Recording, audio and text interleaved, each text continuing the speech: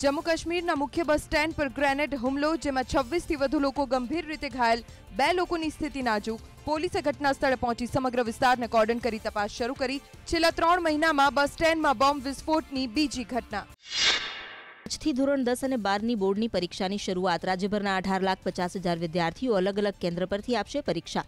શિક્ષણ વિભાગે પણ પરીક્ષાની તૈયારીઓને આપ્યો આખરી ઓપ। ચેકિંગ માટે ફ્લાઇંગ સ્ક્વોડની કરી રચના। સુરતના રાંદેરમાં આવેલી પ્રભાત તારા શાળામાં હોલ ટિકિટ ન મળતા 54 વિદ્યાર્થીઓનું ભાવિ અંધકારમાં। આક્રોશિત વાલી અને વિદ્યાર્થીઓએ કરી શાળામાં તોડફોડ। ન્યાય માટે વિદ્યાર્થીઓએ લગાવી ગુહાર। પૂરતી અલ્પેશ ઠાકોરે ભાજપમાં જોડાવાની વાત ગણાવી અફવા। અલ્પેશે કહ્યું તેમને અને તેમના સમર્થકોને નુકસાન પહોંચાડવાનો કરવામાં આવી રહ્યો છે પ્રયાસ। શુક્રવારે 2 વાગ્યે પ્રેસ કોન્ફરન્સ કરી આપશે જવાબ। અલ્પેશ ઠાકોરની ભાજપમાં જોડાવા અંગેની ચર્ચા મુદ્દે મુખ્યમંત્રી રૂપાણીનું પ્રથમ નિવેદન।